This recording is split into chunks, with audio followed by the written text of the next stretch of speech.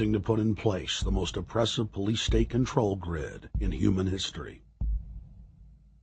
20,000 battle-hardened regular Army troops are now being deployed to patrol the streets of the United States.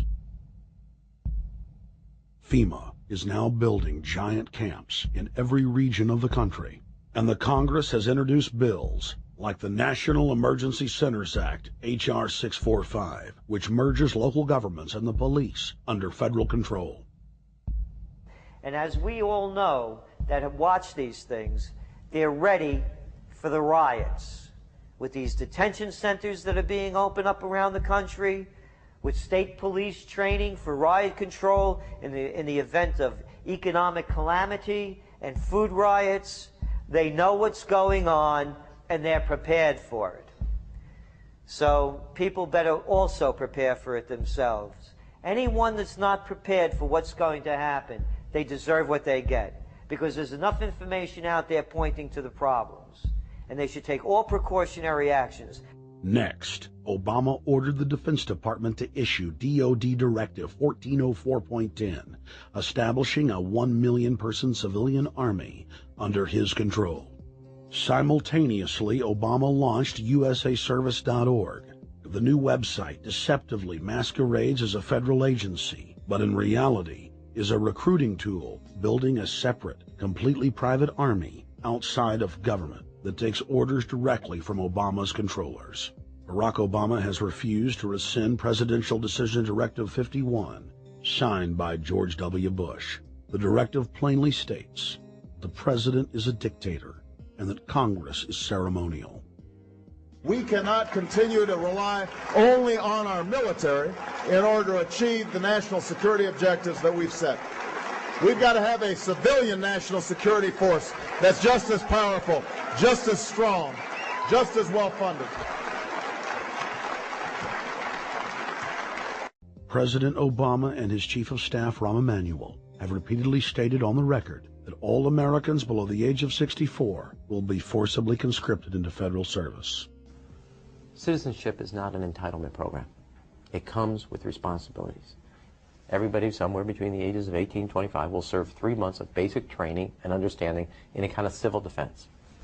Now, it doesn't always have to be service in uniform. One of the things that if you talk to our generals, they are desperate for is a civilian counterpart to our military forces. So is this compulsory then?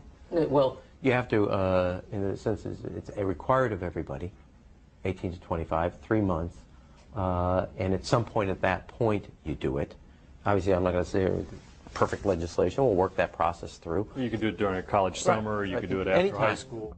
If you have a demagogue with a fanatical mass movement of personality cultists who is imposing the program of a group of extreme bankers and finance oligarchs, that's fascism. Obama's transition site, change.gov, proclaimed that middle school and high school students will be forced to serve the federal government. Fascism is gutter up, streets up, hooligans, thugs, fervently idealistic students, swarming adolescents, just the kind of thing you see around Obama. The way you get a population to enslave itself when the police and the army are no longer enough to do that. So I think that's if you're a left liberal, it's time to open your eyes to that. All young Americans between the ages of 18 and 24 will be conscripted into a paramilitary domestic security force. If Obama has his way, adults and seniors will also be forced into other forms of service for the betterment of the homeland. Number 3, disarming the American people. Obama operatives in the Congress have introduced more than 10 bills that would end the Second Amendment as we know it. H.R. 1022 would allow the new Attorney General Eric Holder the dictatorial power to ban any gun he wishes at will.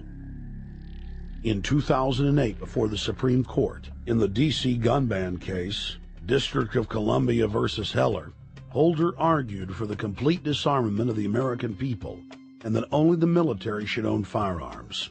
H.R. 257 would ban all youth shooting sports, including YMCA and Youth Olympic shooting clubs. H.R. 45 would force all gun owners to undergo federal psychological screening, registration, and testing to keep their firearms. White House Chief of Staff Rahm Emanuel has proposed the extrajudicial banning of any American on the fraudulent no-fly list from owning any firearm. That is, if you are on the no-fly list because you are known as maybe a possible terrorist, you cannot buy a handgun in America. Over 25,000 Americans are added each month to the no-fly list, which numbers over 1 million people who have not been charged or convicted of any crime. It's a case of mistaken identity for a 5-year-old boy from Normandy Park. He had trouble boarding a plane because someone with his same name is wanted by the federal government. King 5's Mimi Jung is live at SeaTac Airport to explain. Mimi. Lori, it's hard to believe that a 5-year-old could be considered a threat, but that's exactly what happened here at SeaTac last week when Matthew Gardner showed up for a flight to LAX. As 5-year-olds go, Matthew Gardner is about as harmless as you can get. But when he and his mom checked in for their flight at SeaTac last week, Matthew was considered the criminal. If you're on that no-fly list, your access to the right to bear arms is canceled because you're not part of the American family. You don't deserve that right. There is no right for you if you're on that terrorist list. And even though this Matthew Gardner is only in kindergarten, TSA workers still conducted a full-blown search. They searched all of our belongings. They took everything apart piece by piece.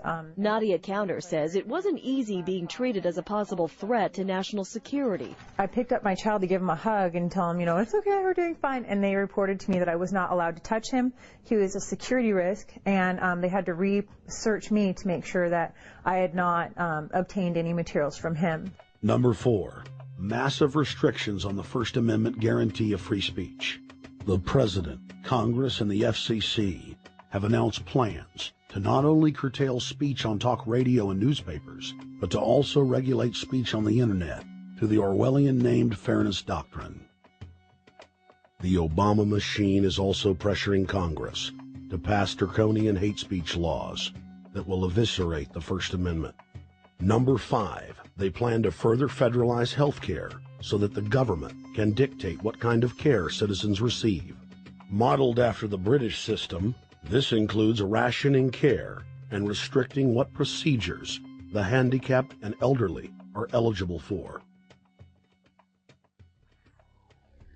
Number 6, Obama is already pushing to expand the Department of Defense budget and to station more U.S. troops overseas to encircle Russia, China, Iran,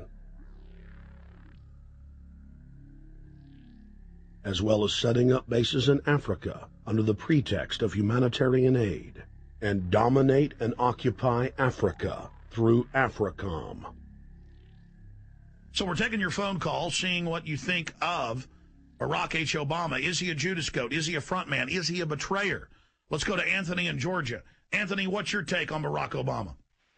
They put the face of Barack Obama as part of their public relations because it's like in the old folk tales about vampires. A vampire cannot force his way into somebody's house. It's against some kind of metaphysical law. So the vampire has to persuade the resident of the household to open the door and invite him in. So they're going to look at the peephole at Barack Obama, which looks like them and appears to be on their side.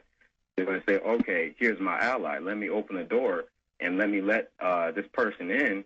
And then Barack Obama is just, of course, a front man for the American empire, where he's going to have the entire U.S. Navy, the entire U.S. Army, and the entire U.S. Marines under AFRICOM command.